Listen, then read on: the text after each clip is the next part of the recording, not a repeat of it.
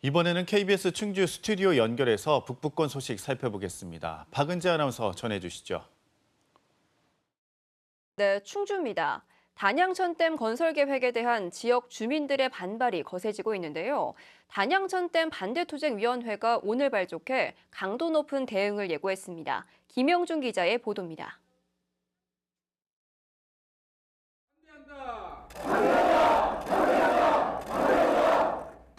단양천댐 건설 반대투쟁위원회가 출범했습니다.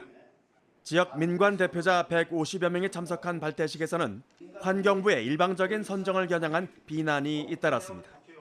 정부는 우리 지역 주민들과 한마디 협의나 동의 없이 일방적으로 댐 건설을 추진하고 있으며, 이에 우리는 단양천댐 건설로 단양 주민을 말살하려는 환경부를 규탄한다. 특히 충주댐 건설로 단양 인구가 절반 가까이 준 것을 비롯해 이후 40여 년간 각종 규제로 수도권을 위해 희생한 만큼 같은 아픔을 되풀이할 수 없다고 주장했습니다. 우리 단양군과 단 한마디 상의 협의도 없이 밀실에서 추진해온 그간의 과정에 분노를 금치 못합니다. 우리는 국가 발전과 수도권을 위해서 더 이상의 희생과 규제를 참을 수 없습니다. 우리가 충주댐이 아직도 우리 기억에 생생하고 너무나 큰 피해를 겪고 있기 때문에 주민들은 경기를 일으킬 정도로 이번 댐에 반응을 하고 있습니다. 이에 따라 투쟁위는 주민설명회와 공청회 등의 주민 대상 절차를 모두 보이콧하겠다는 입장입니다. 이 때문에 환경부도 주민설명회 일정을 아직 잡지 못하고 있는 것으로 알려졌습니다. 투쟁위는 그러면서 26일 거리 서명 운동을 시작으로 점차 투쟁 강도를 높여간다는 방침입니다. 범국민 운동을 계속 추진해서 단양천 댐 건설 계획이 전면적으로 백지화할 때까지 상경 투쟁까지도 결심하고 있습니다. 여기에 균형발전 지방분권 충북본부도 댐 건설 계획 철회를 촉구하는 성명을 내는 등 단양천댐 건설을 반대하는 움직임이 곳곳에서 본격화되고 있습니다.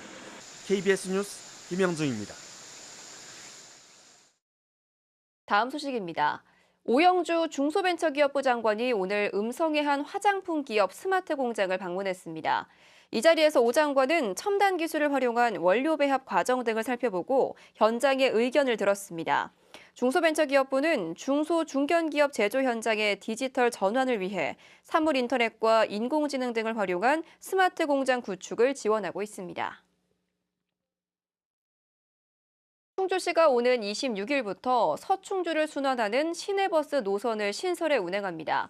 서충주 순환 노선은 주덕읍과 대소원면, 중앙탄면 등을 거쳐가는 77번과 88번 두 개로 각각 하루 10차례씩 운행되는데요. 충주시는 신규 노선 운행 전 버스 승강장과 버스 정보 안내 시스템 등을 갖출 예정입니다.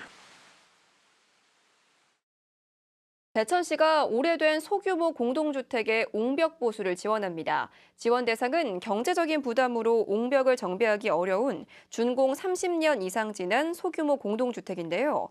대천시는 자체 시설 점검에서 보수가 필요한 것으로 확인된 연립 두 곳에 2,200만 원을 우선 지원하기로 했습니다. 단양에서 유해 야생동물 피해가 잇따르고 있습니다. 단양구는 영춘면 일대 일부 사과 농장이 까마귀떼의 공격을 받았다고 밝혔습니다. 또 가곡면에서도 민물 가마우지 배설물 때문에 나무가 고사하는 피해를 확인했다고 전했습니다. 단양구는 관련 피해를 막기 위해 올 연말까지 수련 면허를 보유한 유해 야생동물 포획단을 구성해 운영하기로 했습니다. 지금까지 충주에서 전해드렸습니다.